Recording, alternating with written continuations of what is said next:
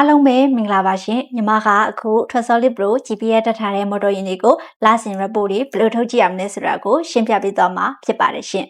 အရင်ဦးဆုံး Trustsolid Pro တွေက report ဆိုတဲ့တက်ထဲကိုဝင်လိုက်ပါမယ်ရှင် report ဆိုတဲ့တက်ထဲမှာဆိုရင်တော့ overview my report auto report နဲ့တက်စင်တာဆိုပြီး၄ခုတွေ့ရမှာဖြစ်ပါတယ်ရှင်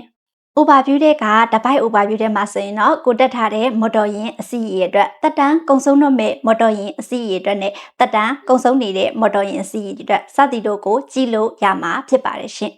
motion overview ထဲမှာဆိုရင်တော့ကို motor ယာဉ်သားထားတဲ့ မိုင်းလေးတွေ over speed တွေကိုရက်လိုက်ဖြစ်စေလာလိုက်ဖြစ်စေထုတ်ကြည့်လို့ရပါတယ်ရှင်အလန်း overview ထဲမှာဆိုရင်လည်းရက်တွေအချိန်တွေရွေးပြီးတော့ကိုကြိုက်တဲ့ motor ယာဉ်နံပါတ်ကိုရွေးချယ်ပြီးတော့အလန်းတွေထုတ်ကြည့်လို့ရပါတယ်ရှင်အခုဆိုရင် EV2 ဆိုတဲ့ဆိုင်ကယ်လေးကိုမနေ့ကအလန်းနေထုတ်ကြည့်တာဖြစ်ပါတယ်ရှင်အခုလို TT ထဲမှာဆိုလို့ရှိရင်လည်းတက်ထားတဲ့အလန်းနေပေါ်လာမှာဖြစ်ပြီးတော့အလန်းတစ်ခုချင်းစီရဲ့ TT ကိုလည်းအခုလိုနှိပ်ပြီးအသေးစိတ်ကြည့်လို့ရပါတယ်ရှင်အခုလို my report ထဲမှာဆိုရင်တော့မိမိကြည့်ချင်တဲ့ report မျိုးစားကိုသတ်မှတ်ပြီးစိတ်လုပ်ထားလို့ရပါတယ်ရှင်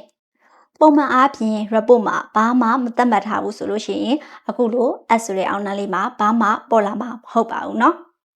ကိုကြည့်ချင်တဲ့အမျိုးအစားကိုရွေးချယ်ရမှာဖြစ်လို့အရင်ဆုံး add ဆိုတာလေးကိုနှိပ်လိုက်ပါမယ်ရှင်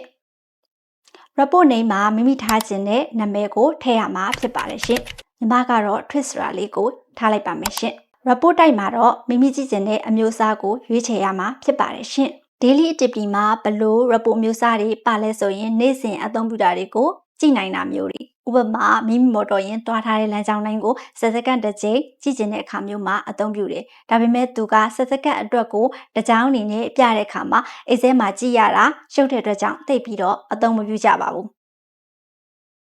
Trip မှာဆိုရင်တော့ကားကစထွက်ပြီးရက်လိုက်တာနဲ့ trip တစ်ခုလို့သတ်မှတ်ပေးတယ်။အဲ့ဒီ trip report မျိုးစားလေးကတော့လူသုံးများဆုံး report လေးဖြစ်ပြီးတော့တော်တော်လေးကိုအသုံးဝင်ပါတယ်။မိုင်းလေးမှာဆိုရင်လည်းမိမိသတ်မှတ်ထားတဲ့တိုင်းရိပ်အတင်းမှာကီလိုဘလောက်မောင်းထားရဲဆိုတာကိုစစ်ကြည့်တာမျိုးဖြစ်ပြီးတော့ vehicle status တို့ online offline နဲ့ parking တို့မှာဆိုရင်လည်းသတ်မှတ်ထားတဲ့တိုင်းရိပ်အတင်းမှာဖြစ်နေရတွေကိုကြည့်လို့ရတာမျိုးဖြစ်ပါတယ်ရှင်အခု daily activity ထဲမှာဆိုရင်တော့အသုံးအများဆုံးကတော့ trip ရယ် parking ရယ်နှစ်မျိုးဖြစ်ပါတယ်ရှင်အခုအားလုံးပဲညီမနဲ့တူတူ trip report တစ်ခုကိုထုတ်ကြည့်လိုက်ရအောင်နော်ညီမတို့ကအခုတောက်ပွင့်မောင်းသွားပြီးရက်တဲ့နေရာကိုလမ်းကြောင်းတစ်ခုလိုသတ်မှတ်ပြီးတော့တရက်တာမော်တော်ယာဉ်ရဲ့သွားခဲ့တဲ့လမ်းကြောင်းတွေကိုကြည့်မှာဖြစ်တဲ့အတွက်ကြောင့်မလို့ report type မှာ trip လို့ရေးလိုက်ပါမယ်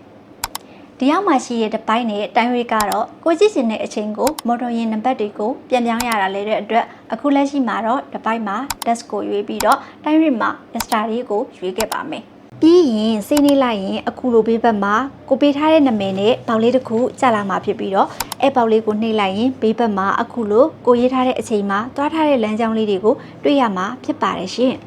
အချိန်ကိုပြောင်းကျင်ရင်တော့ဒီနေရာလေးမှာ star date end date ဆိုပြီးတော့ပြောင်းလို့ရပြီးတော့အောက်ကတပိုက်ဆိုတဲ့နေရာလေးမှာလည်းမိမိကြည့်ကျင်တဲ့တပိုက်လေးကိုရွေးချယ်လို့ရပါတယ်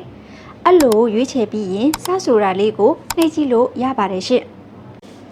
အောက်မှာဆိုရင်တော့တော့ဖွင့်ပြီးစားထွက်တာကနေတော့ပိတ်ပြီးရက်တဲ့အထိလမ်းကြောင်းတစ်ခုအနေနဲ့ပြမှာဖြစ်ပါတယ်။အဲ့လိုပြထားတဲ့ဇာတ်လေးကိုအိတ်ဆဲမှာအသုံးပြုလို့ရတဲ့အတွက် export ဆိုတာလေးကိုနှိပ်ပြီးတက်စင်တာထဲမှာ download လုပ်လို့ရပါတယ်ရှင့်။အားလုံးပဲအဆင်ပြေကြမယ်လို့ထင်ပါတယ်။တကယ်လို့အဆင်မပြေတာနားမလည်တာများရှိပါက39965336ကိုဆက်သွယ်မိမြနိုင်ပါတယ်ရှင့်။